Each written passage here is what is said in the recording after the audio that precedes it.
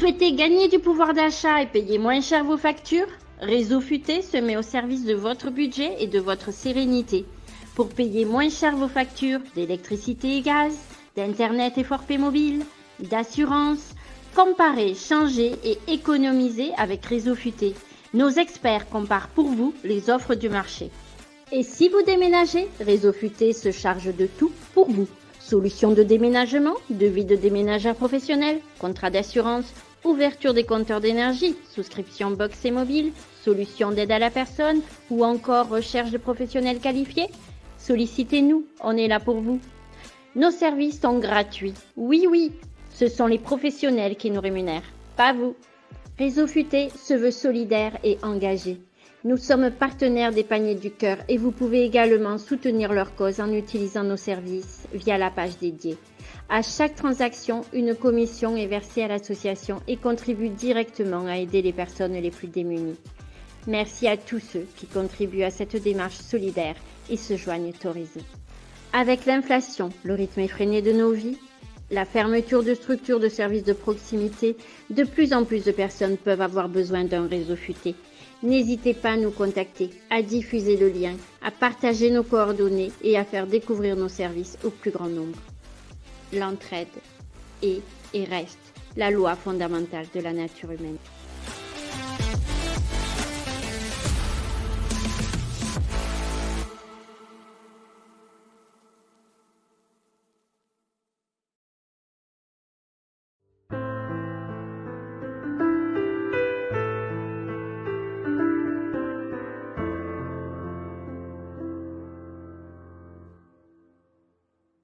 Je prends un verre, seul.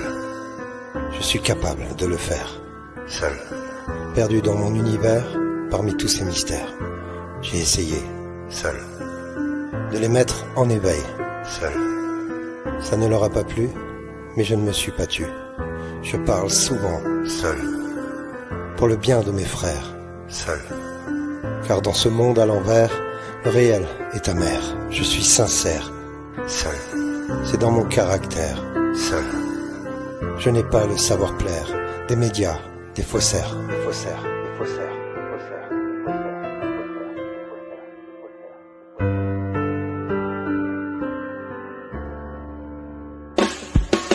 C'est seul à seul que je délivre ma vérité. Les élections bidons, les grands discours, les sermons ne sont qu'une illusion. Seul à seul que je réclame ma liberté. De parler, de bouger, de rêver, d'exister. Laissez-moi respirer.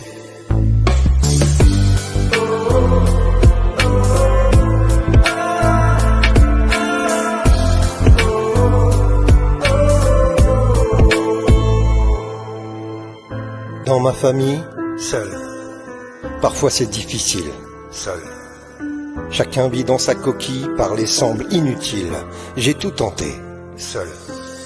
Plein de bonne volonté, seul. Ils n'ont jamais rien lu, leurs regards sont perdus. Si j'ai pleuré, seul. J'ai aussi pardonné, seul. Noyé sous la pression, j'ai rempli ma mission. J'ai tant souhaité, seul. Une autre réalité, seul. J'ai mon âme qui gronde, la nausée de ce monde.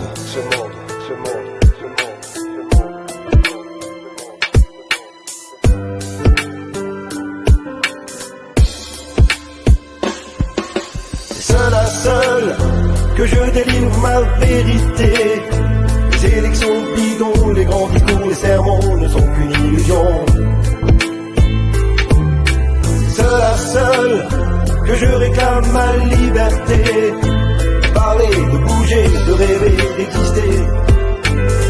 Laissez-moi respirer.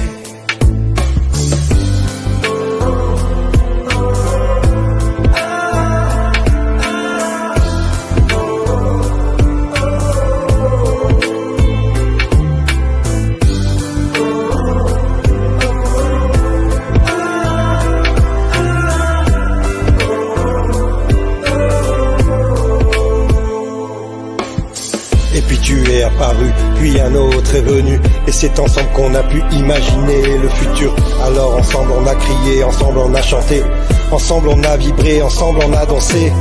Ensemble pour un jour, ensemble pour toujours, ensemble pour un retour de la raison, de l'amour. Ensemble on a vibré, ensemble on a dansé, ensemble pour un jour, ensemble pour toujours, ensemble pour un retour de la raison, de l'amour. Ensemble pour un retour de la raison, de l'amour. De l'amour.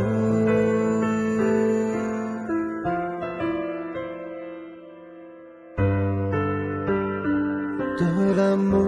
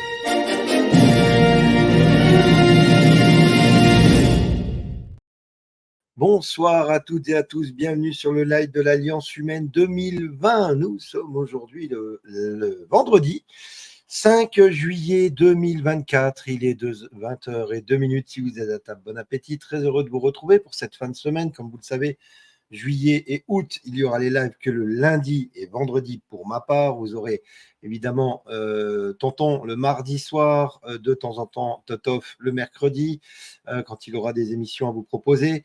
Et sinon, vous avez Paparu ou François le jeudi et bien sûr Jean-Michel Raoult le mercredi après-midi, comme d'habitude. Donc, n'oubliez pas de bien noter que le mercredi, je ne fais pas de live pendant la période estivale. J'espère que vous allez bien, parce que on va le voir ensemble tout à l'heure. On va rentrer dans une période dégueulasse en France, vraiment très dégueulasse. Avant ça, j'aimerais souhaiter un anniversaire à une petite princesse qui a 15 ans aujourd'hui. Elle s'appelle Laurine. Tonton, il te fait des gros bisous, ma chérie. Fête bien ton anniversaire, sois heureuse et profite évidemment de ta famille extraordinaire qui t'entoure. On te fait des gros bisous et puis on a hâte de te voir très bientôt. Donc, bon anniversaire à ma petite Lolo. Voilà, donc comme je l'ai dit, ah oui, c'est ma fête. Et c'est la fête de mon fils aujourd'hui. Donc, bonne fête à tous les Antoine et Antoinette. Je ne sais pas si c'est la Sainte-Antoinette aussi. Donc, oui, c'est notre fête. Voilà, je peux vous dire que c'est ma fête. Voilà, donc c'est la fête, la Sainte-Antoine. Donc, bonne fête à mon fils. Et bonne fête à tous les Antoine, les Anthony. Enfin, je ne sais pas si c'est la même fête. Voilà, donc, et grand merci à toutes celles et ceux qui m'ont souhaité ma fête aujourd'hui.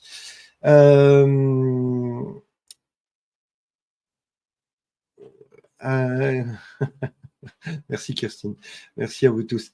Alors, on rentre dans une période qui va être dégueulasse. On va débriefer ça ensemble. Je ne vais pas faire un gros live ce soir parce que je suis très fatigué, un peu mal au crâne. Je vais faire un live essentiel, ok? Que vous ayez l'information essentielle. D'abord, on va rigoler, mais on rigole jaune là, sur le coup là. mais ils ne savent plus comment camoufler les arrêts cardiaques et les maladies cardiaques.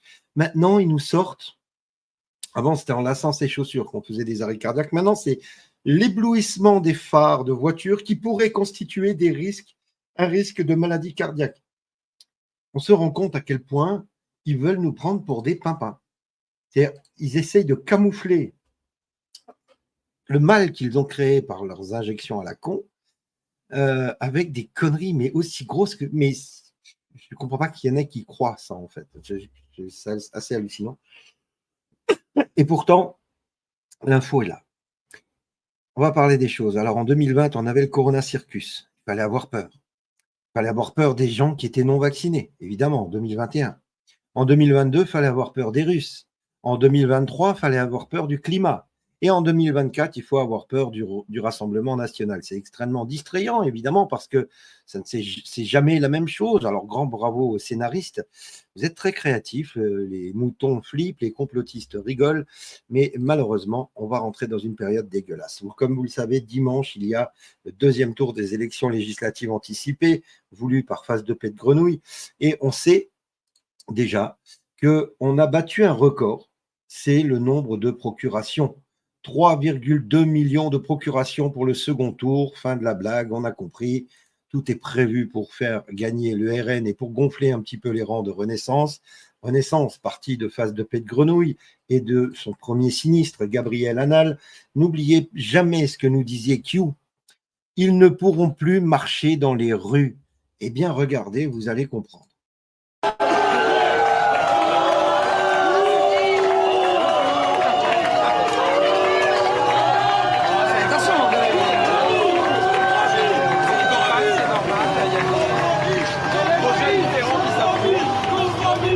Alors, le pire dans tout ça, c'est pas qu'il se fasse huer, évidemment, on est content. C'est qu'il se fait huer avec le sourire.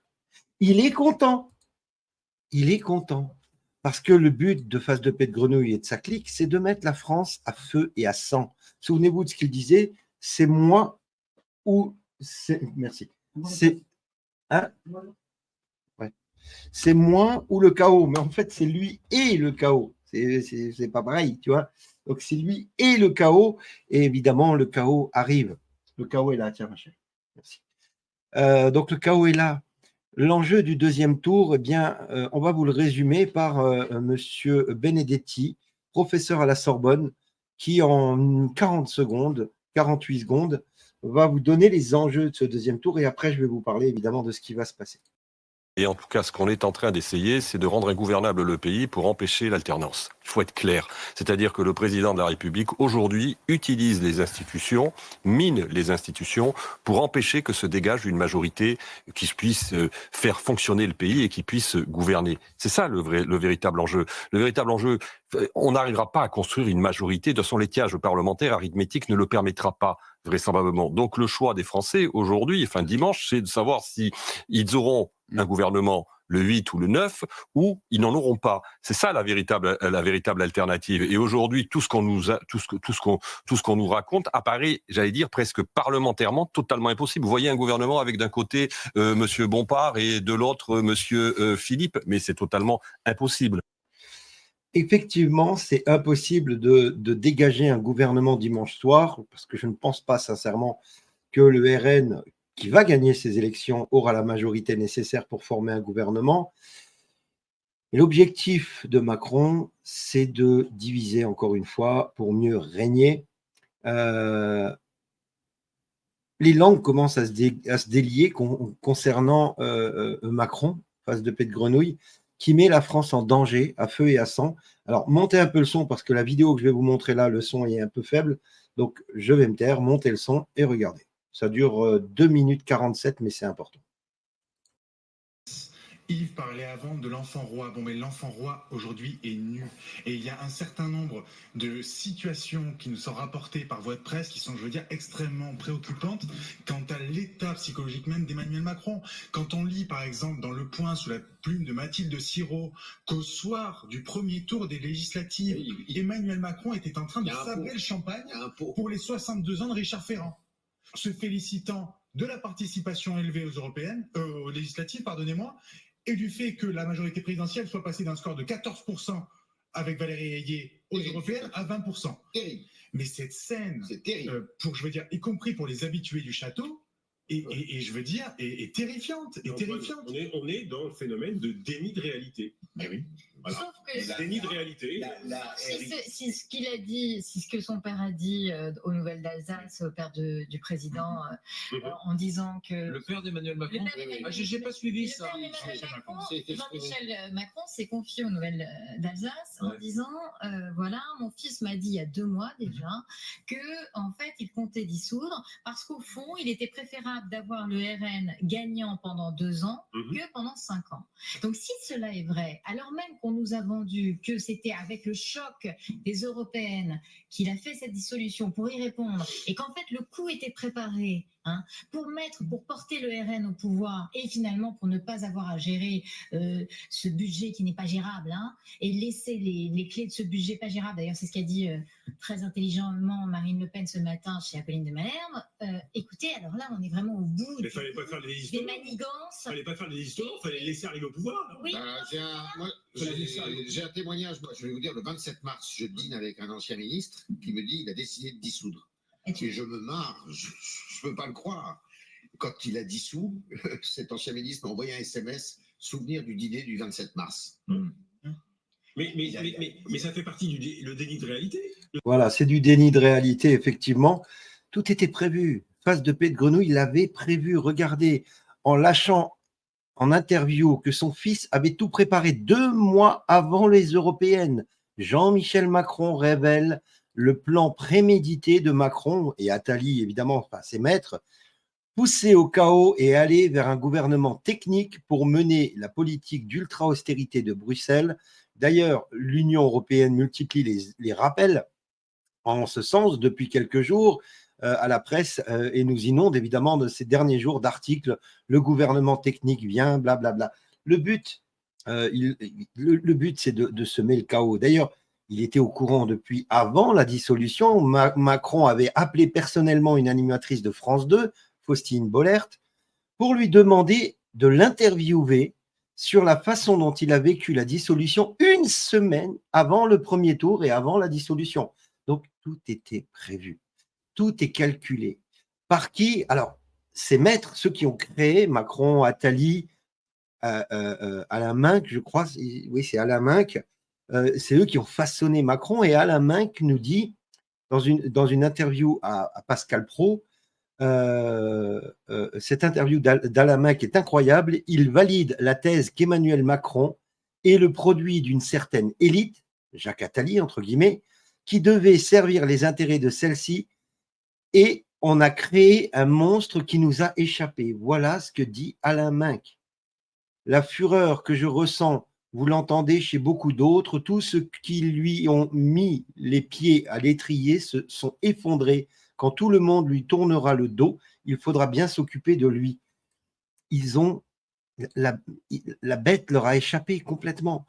Macron est un fou furieux. Macron, pour moi, il est à la botte de la CIA, à la botte de Attali, et il a un programme d'austérité pour tuer la France, pour que les fonds de pension mettent la main sur la France. D'après un psychologue, Macron est un psychopathe. Et ça fait 7 ans qu'il le dit. Un psychopathe n'a pas d'empathie. Il agit de façon très impulsive. Il a une intolérance très forte à la frustration. C'est ça qui le rend fou. Il est intolérant à la critique. Il ne fallait pas voter pour Macron, évidemment, ce que nous dit ce mec. Oui, il est fou. Il est, comme je l'ai expliqué, je vais le réexpliquer. Dimanche soir, les résultats tombent à 20h. À 20h01 ou 20h17, la France est en guerre civile. Je vous le dis, c'est ce qui est prévu. Alors, vous allez me dire, oui, mais c'est une catastrophe. Non, il faut que ça ait lieu pour réveiller les normies, pour réveiller les gens qui dorment. Il faut que la France parte en couille pour réveiller les gens qui dorment. Donc, ça veut dire quoi? Vous qui êtes réveillés, sortez pas dans la rue, mettez-vous à l'abri. Si vous habitez dans les grandes villes, barrez-vous pendant 3-4 jours, mais barrez-vous. ça va péter. Dans toutes les grandes villes, ça va être le feu. Comprenez ça? Ça va être le feu. Pourquoi? Moi, comme je le dis depuis le départ, l'Alliance est au contrôle. L'Alliance laisse faire ces choses-là, même les pousse à le faire pour que les gens se réveillent. Quelle en est l'épreuve? Là, avant-hier, Face de Paix de Grenouille a signé un décret pour barricader l'Élysée. La présidence de la République a fait un arrêté le 3 juillet 2024 portant création d'une zone protégée. Il est créé une zone protégée comprenant les locaux occupés par le président de la République et constituant la maison Élysée. Il est en train de se barricader. Répartie sur 3 niveaux, située blablabla Saint-Honoré, la zone protégée est délimitée par un trait de couleur rouge sur le plan annexé, donc il y avait un plan en annexe. La zone est limitée, protégée, barricadée, et Face de Paix de Grenouille veut foutre la France à feu et à sang. Qu'est-ce qu'il craint dimanche soir? Avec cet arrêté qui vient protéger sa zone de confort. Par l'accès à la zone protégée, le commandant militaire de la présidence de la République met en place un dispositif tel que celui-ci. Filtrage approprié et contrôle permanent aux accès extérieurs de l'emprise décrite dans l'article 1 qu'on a vu tout à l'heure. Secondement, une signalisation placée à l'extérieur de la zone portant mention zone protégée, comme les zones militaires, interdiction d'y pénétrer sauf autorisation sous peine de poursuite. Macron tremble. Ça rappelle, vous vous souvenez, à l'époque des Gilets jaunes, il avait l'hélicoptère qui était prêt à décoller pour l'exfiltrer de l'Élysée. Le peuple français va finir par se fâcher très fortement à force d'être méprisé et pas écouté par son président. Macron est en panique totale parce que dimanche soir, la France va exploser.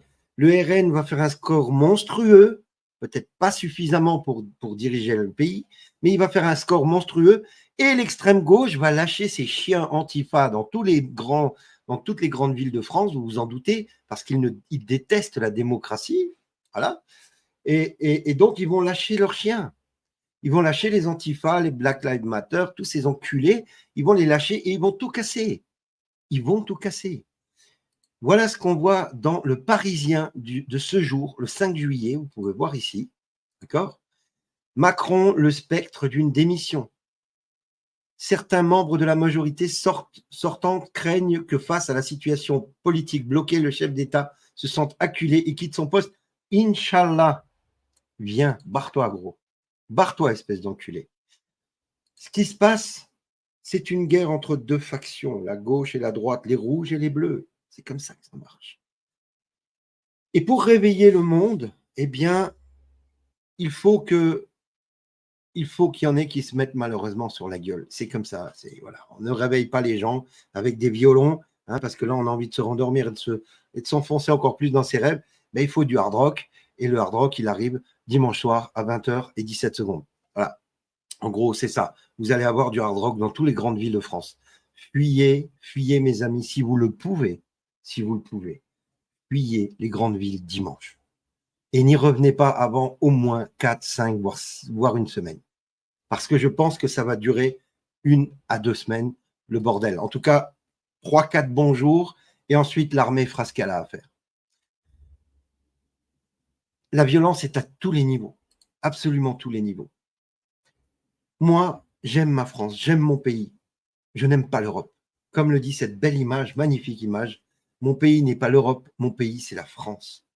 On se bat pour notre pays, on se bat pour nos couleurs, on se bat pour nos traditions, on se bat pour nos valeurs. Je ne me battrai jamais pour l'Europe. Je bats pour détruire l'Europe. Voilà pourquoi je me bats. Je me bats pour détruire ces fausses institutions de merde, tout comme le font nos amis anglais. Vous savez qu'il y a eu une élection en Angleterre le 4, donc dimanche.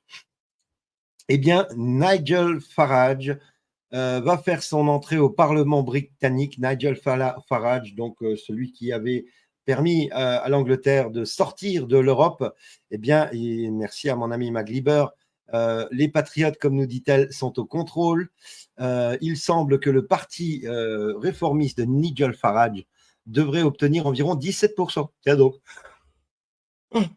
Pardon, 17% des voix, qui en ferait le troisième parti en termes de nombre de voix. C'est le parti qui rejette évidemment l'agenda du World Economic Forum. Quelque chose de grand est en train de se passer entre le Canada, entre l'Angleterre, la France, l'Allemagne, qui est aussi avec une grosse montée extrême droite.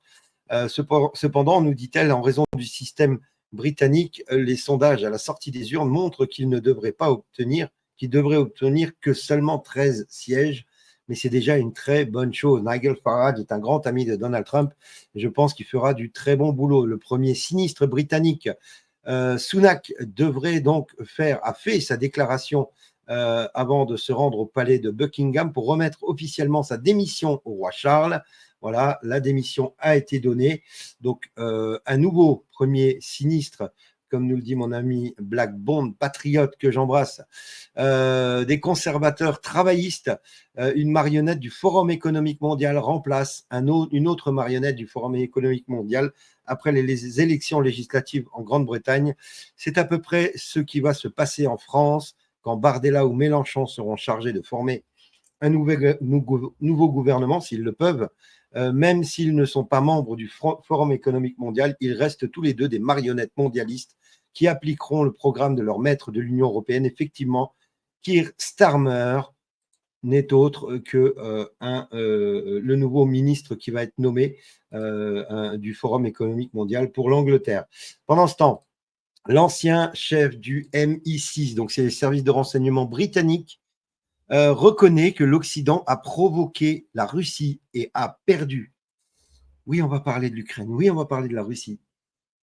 Le MI6, c'est les services secrets les plus puissants, un des plus puissants de la planète. Et là, un ancien des services secrets vient de dire, les gars, mais c'est l'OTAN qui a provoqué et ils ont perdu. Ils ont perdu. Et c'est bientôt terminé. Et vous allez le voir. On va parler de Poupou. Oui, Poutine.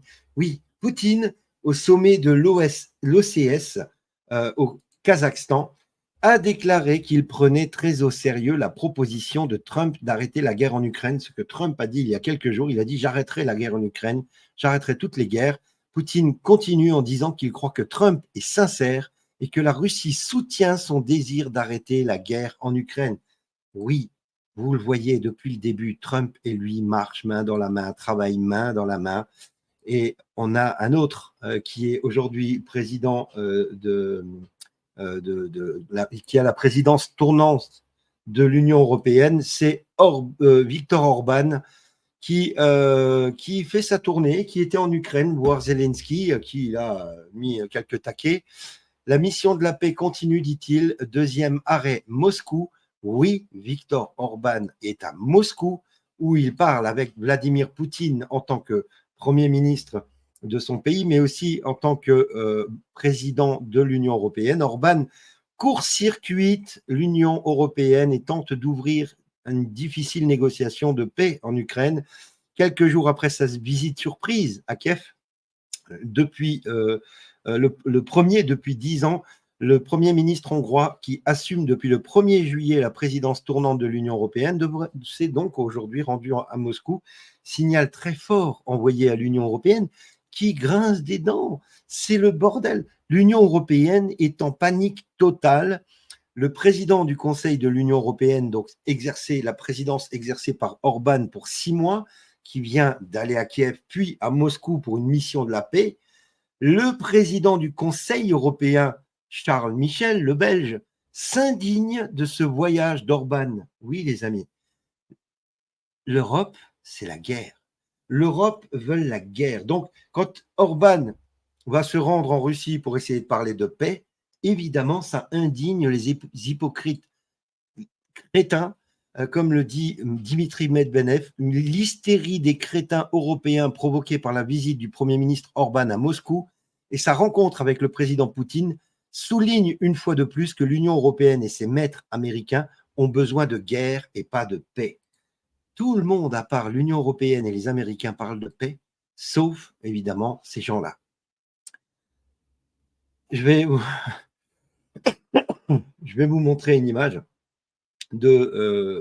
très rapidement, hein, de Viktor Orban reçu par Vladimir Poutine. Je vais baisser le son, mais je vais vous demander de vous focaliser sur ce qu'il y a entre les deux personnes. La taille de la table. Évidemment, ce n'est pas la même qu'avec face de paix de grenouille ou d'autres. La table, c'est une table de chevet, le machin.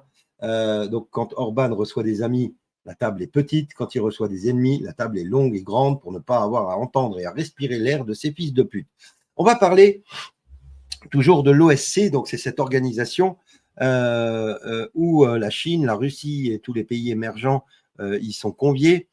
Je vais vous parler des propositions du président chinois Xi Jinping lors de la réunion de l'Organisation de la coopération de Shanghai. Et écoutez ce qu'il propose. Construire une maison commune de solidarité et de confiance mutuelle, les BRICS. Construire une maison commune de paix et de tranquillité. La véritable sécurité repose sur la sécurité de tous les pays de niveau multipolaire, les BRICS. Construire une maison commune de prospérité et de développement. La Chine promouvra la coopération régionale à travers la base de démonstration pour l'échange et la formation de technologies. Le but, c'est de travailler ensemble, main dans la main, les BRICS. Construire une maison commune de bon voisinage et d'amitié, pas de guerre. Au cours des 5 prochaines années, la Chine accueillera 1000 jeunes de pays de l'OSC pour des opportunités d'échange avec la Chine, les BRICS. Construire une maison commune d'équité et de justice. Plaider pour un monde multipolaire, égalitaire, ordonné et une mondialisation économique universelle, bénéfique et inclusive, les BRICS. L'OSC devrait apporter sa contribution importante à l'élimination des déficits en matière de paix, de développement, de sécurité et de gouvernance, les BRICS. Le président Xi a souligné que l'OSC doit son succès à la solidarité et à la coopération au fil des années. C'est aussi naturellement la manière inévitable pour elle de répondre à un monde en évolution et d'ouvrir de nouveaux horizons sur le nouveau voyage à venir, les BRICS. En tant que prochain président, la Chine travaillera avec les partenaires de l'OSC dans un esprit de solidarité et de coopération et s'associera davantage de pays où s'associeront davantage de pays d'organisations internationales qui s'identifient dans l'esprit de Shanghai et des BRICS. Vous voyez ce que font la Russie, la Chine, l'Inde, l'Afrique du Sud, c'est de rechercher la paix pour tous. Fini les guerres, juste la paix, les gars. OK ? Alors, avant de vous parler évidemment de ce qui va se passer en France, j'aimerais vous parler rapidement. Je sais que je vous gonfle avec ces histoires, mais c'est important. Il est possible que dimanche soir, la France parte en couille, mais de manière extraordinaire, et qu'on arrive à une fermeture militaire pour vous protéger. Il est possible que vous n'ayez plus accès à votre banque à partir de lundi. C'est possible, avec ce qui va se passer dimanche soir. Il est possible que vous ayez peur, évidemment, ce qui est normal, même si je vous ai déjà parlé du budget Sarah et de la redistribution, tout ça, c'est clair. On ne sait pas quand, mais ça va arriver. Ça peut mettre un moment. Donc, c'est le moment, je vous le dis, c'est important. Je ne cherche pas à vous vendre quelque chose, mais c'est important de vous en parler parce qu'on me pose des questions, donc j'y réponds. Achetez de l'or, achetez du diamant, achetez de l'argent, achetez quelque chose qui a de la valeur qui est éternelle, ça reste toujours. Achetez de la terre, achetez des maisons, débancarisez, c'est le moment, maniez-vous. Si vous avez des questions, vous les posez à François et Claudie f.or2p@pm.me. Pourquoi je vous dis ça? Parce que l'once d'or vient de crever son plafond de verre. L'once d'or ne dépasse quasiment jamais les 2200 euros ou dollars, je crois.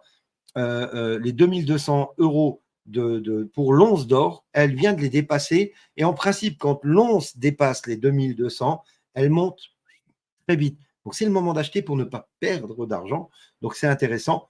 N'hésitez pas, f.or2p@pm.me. Si vous avez des questions, on m'a prévenu juste avant le live, on m'a dit attention, l'once d'or est en train d'exploser.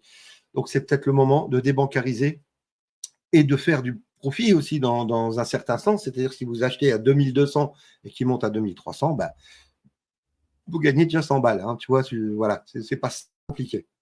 N'hésitez pas. Si vous avez des économies, ne laissez rien sur vos comptes, mes amis. Pourquoi je vous dis ça? parce que il n'y a pas pire que d'avoir de l'épargne en France. La France est endettée deux fois plus que les autres pays de la zone euro depuis 2000.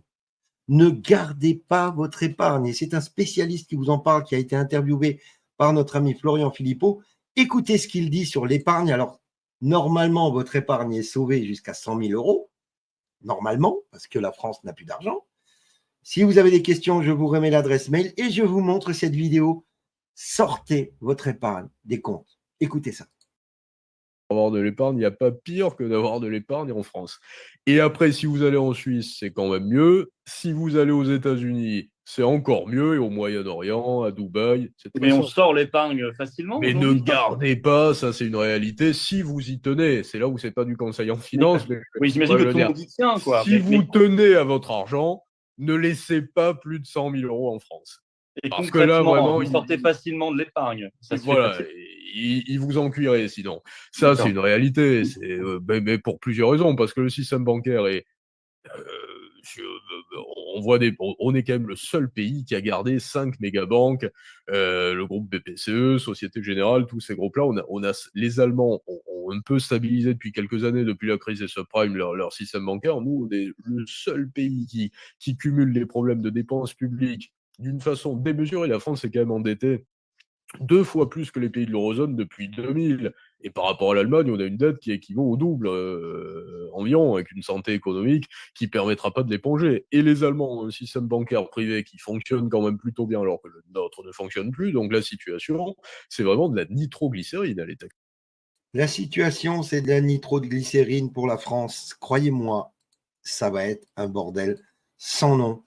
N'hésitez pas, si vous voulez débancariser, vous posez vos questions à François et Claudie, f.ordep@pm.me pour toutes vos questions. Et on va aller voir ce qui se passe de l'autre côté de l'Atlantique, parce qu'il ne se passe pas, ou si, il se passe plein de trucs, tu vas voir. Mais ce qui est plus important ce week-end, c'est la France. Dimanche soir, 20h17, la France part en couille. À tout de suite, on va aux États-Unis. Bon vol.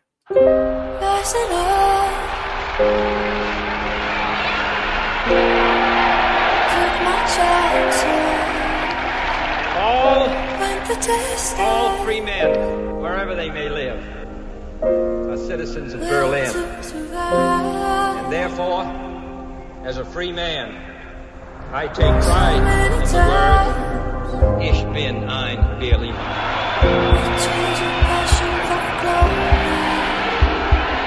Berlin applauded the president for the last time, for within a few months, the square would be still and silent, and would be renamed in his honor.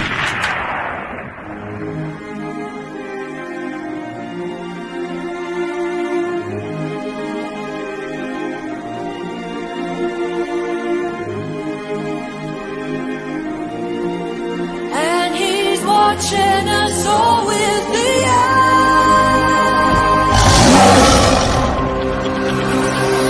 Face to face, out in the heat, hanging tough, staying hungry.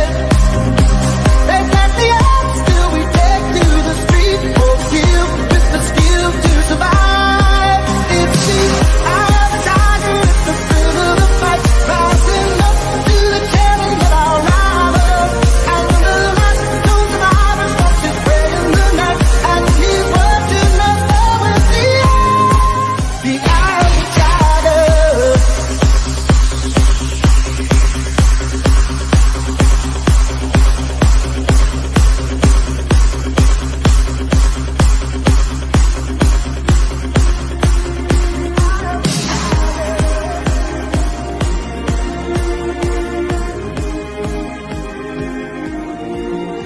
And he's watching us all with the eye. Ich bin ein Berliner.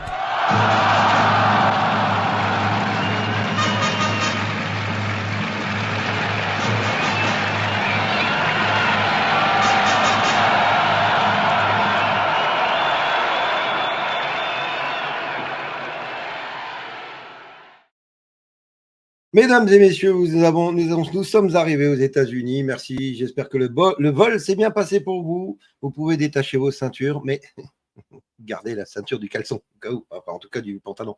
Ça va secouer, les gars, je vous le dis. Ça va secouer et je pense que ça va secouer partout en même temps, ça va partir en couille. En attendant, aux États-Unis, difficile d'imaginer une meilleure semaine pour Donald Trump. Des sondages positifs, suivis de la prestation désastreuse de Sleepy Joe Biden lors du débat et d'une décision de la Cour suprême qui retarde le procès pénal le plus grave de Donald Trump. Tout va bien, les gars. Hein, tout se met en place pour que Donald Trump puisse venir casser les couilles de l'État profond.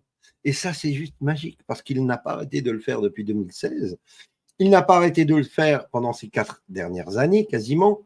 Et il va continuer. Et tout va bien se passer, même si on va en chier un peu quand même. Trump a balancé une vidéo que je trouve assez pertinente de nos amis de Verity France, qui a rebalancé cette vidéo. Tous ceux qui ont soutenu le vaccin, voyez-vous arriver la grêle qui vous attend à partir du mois de novembre? Regardez, écoutez, enfin, regardez, parce qu'il va falloir lire un peu, Donald Trump qui parle des problèmes de santé, surtout des enfants. Alors, ce que je vais faire, c'est que je vais baisser un peu le son et je vais vous le lire en français pour que vous ayez l'information. Dans les décennies récentes, il y a une croissance inexplicable et alarmante dans la prévalence des maladies chroniques et des problèmes de santé, en particulier en ce qui concerne les enfants. Nous avons vu une grande augmentation de l'autisme, de maladies auto-immunes, d'obésité et d'infertilité. Les allergies sérieuses, vous vous doutez bien qu'il parle des injections là aussi, hein, et de problèmes respiratoires. C'est l'heure de demander ce qui se passe. Est-ce que c'est la nourriture qu'on mange? L'environnement dans lequel nous vivons? La prescription excessive de certains médicaments? On va parler aussi de l'injection. Est-ce que ce sont les toxines? Les produits chimiques qui sont présents dans nos maisons? Chaque année, nous dépensons des centaines de milliards de dollars pour traiter ces problèmes chroniques. Plutôt que de regarder ce qui est la cause en premier lieu, trop souvent, nos établissements de santé publics sont trop proches de Big Pharma. Tu as compris ça? Sont trop proches de Big Pharma. C'est intéressant. Ils font beaucoup d'argent, Big Pharma. Les grandes entreprises et d'autres intérêts spéciaux ne veulent pas poser de questions difficiles sur ce qui se passe pour la santé de nos enfants. Si Big Pharma fraude les patients américains et le contribuable ou place les profits au-dessus des gens et de leur santé, ils doivent faire l'objet d'une enquête et répondre de leurs actes. Quand je reviendrai à la Maison-Blanche, j'établirai une commission présidentielle spéciale d'indépendants qui ne sont pas achetés, payés par Big Pharma. Vous voyez que le ménage est en train de se faire. Big Pharma doit trembler, je vous le dis. Et je les chargerai d'enquêter sur ce qui cause l'augmentation de maladies chroniques depuis des décennies.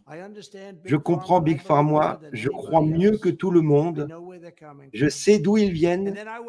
Ensuite, je leur demanderai de publier des recommandations sur comment chaque enfant américain peut avoir une enfance sûre et saine, sans autisme et sans maladie évidemment. C'est une conversation qui a duré longtemps. C'est une conversation que les familles américaines méritent.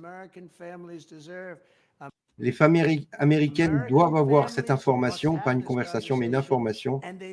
Et elles doivent avoir un leader, un président qui peut faire quelque chose au sujet de ce problème. Et je le ferai. Merci. Trump est en train de lancer la grande bataille contre Big Pharma et toutes les terribles choses qu'ils ont fait au monde depuis si longtemps. Vous voyez ce qui arrive? Voilà la position de Trump au cinéma, lunettes noires, popcorn.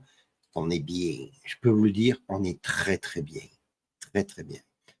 Après le Time, The Economist, c'est quand même le journal de l'État profond, jette Biden sous le bus. Ce n'est plus qu'une question d'heures avant qu'il annonce sa démission. Souvenez-vous de ces images. Voilà, je vais vous les montrer. The Economist The Time avait posté cela avec panique, simplement, hein, il faut le jeter dehors. Et The Economist, là, no way to run a country. Voilà, le président avec un... J'adore l'image en fait. Le président avec un déambulateur, avec le logo de la présidence. Là, The Economist le jette carrément avec l'eau du bain, hein, carrément, hein, je vous le dis. Alors, ce qu'on voit se dessiner, et on en parle depuis longtemps, nous les complotistes, eh bien, c'est que il y aurait un ticket Obama-Harris.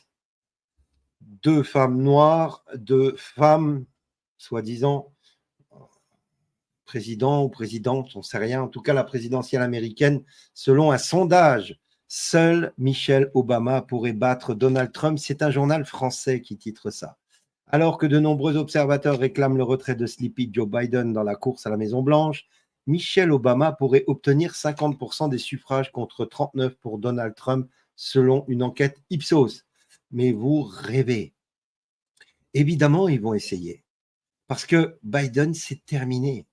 Le président Sleepy Joe Biden a déclaré au gouverneur démocrate qu'il prévoyait d'arrêter de programmer des événements après 20 heures afin de pouvoir dormir davantage, selon une source.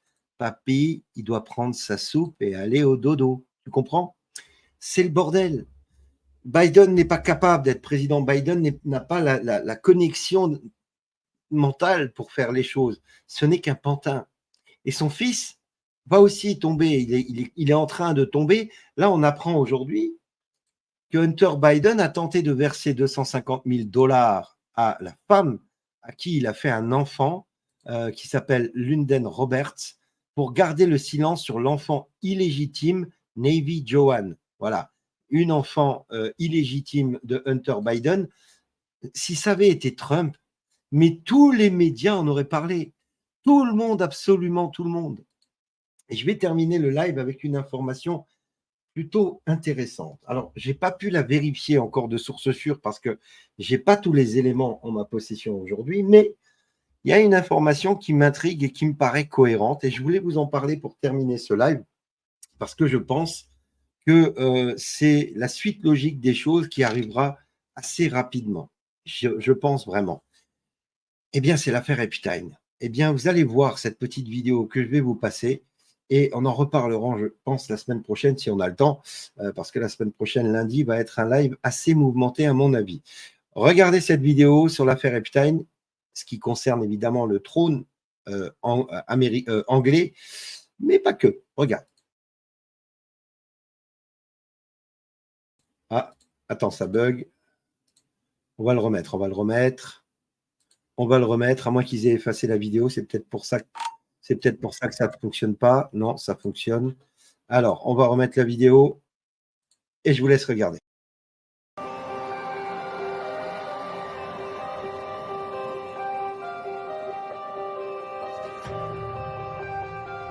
Vous voyez bien comment les Américains, notamment la CIA, fait chanter la couronne britannique avec toutes les vidéos qui ont été faites du prince Andrew avec toutes les gamines de 14, 15, 16 ans que M. Epstein lui fournissait et qu'il filmait, alors que le prince Andrew ne le savait pas. Vous avez d'ailleurs sorti un livre sur Epstein, oui, bien sûr, oui. C'est pour ça que je vous en parle. D'autant qu'aujourd'hui, on a tellement d'informations maintenant qui sont sorties et qu'on a le procès de Ghislaine Maxwell. D'ailleurs, le dossier est tellement explosif que la juge a décidé de ne pas rendre public l'agenda avec tous les noms qui se trouvaient dans son bloc-notes, dans son annuaire. Et d'après ce que j'ai cru comprendre, le nom de Brigitte et Emmanuel Macron s'y trouve. Donc, c'est une des raisons pour lesquelles, enfin, il n'y a pas que, une des raisons pour lesquelles, si vous voulez, la juge américaine a décidé effectivement de ne pas rendre public cette pièce du dossier.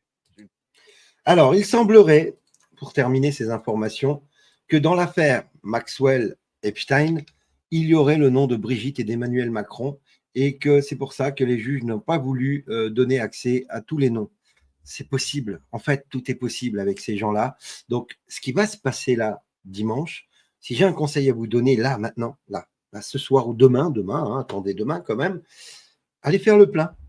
Allez faire le plein de gasoil, d'essence, de bouteilles de gaz si vous en avez besoin. Allez faire le plein de bouffe pour au moins une semaine, voire 2 semaines. Et éviter les déplacements superflus, surtout dans les grandes villes, à partir de dimanche soir 20h. Et après, on verra, on en parlera lundi, mais il faut que ça arrive, et ça va arriver. On est à quelques heures de, je pense, un gros basculement en France. Et eh bien, tant mieux, parce qu'il faut que ça arrive. OK ? J'espère que vous êtes bien ancrés, que vous êtes prêts à ce qui s'y passe, à ce qui vient, parce que je sens vraiment que c'est imminent. Et je peux me tromper. Si je me trompe lundi, je ferai mon mea culpa, il n'y a pas de problème. Mais vaut mieux prévenir que guérir, comme on dit chez nous. Et vous serez prévenus. Maintenant, faites le nécessaire pour être en sécurité pendant au moins une semaine ou 2. On verra ce qui se passe, on le commentera ensemble s'il y a du réseau. Sinon, je vous enverrai des messages de fumée ou des pigeons voyageurs, mais en tout cas, je ne vous lâcherai pas. Je vous fais des gros bisous, la famille. Je vous souhaite un excellent week-end. Restez ancrés, n'ayez pas peur, surtout n'ayez pas peur, ne faites rien de stupide, ne faites rien d'idiot, n'allez pas dans la rue, n'allez pas manifester, surtout pas, parce que ceux qui manifesteront, ce seront les timbrés, et donc restez chez vous, mettez-vous en sécurité, ok ? Je vous fais des gros bisous, je vous souhaite un très bon week-end, le dernier week-end, on va dire plutôt calme, avant la grande explosion, quoi qu'il arrive. Vous pourrez compter sur moi lundi soir, même heure, même mec, même endroit. En attendant, soyez sages, mais pas trop. Et surtout, soyez heureux. Soyez heureux. Vous voyez l'envers du décor, là, hein, c'est mon mur. C'est mon mur. Voilà. Soyez heureux, les gens. Je vous fais des gros bisous. Je vous aime. Soyez forts. Ciao.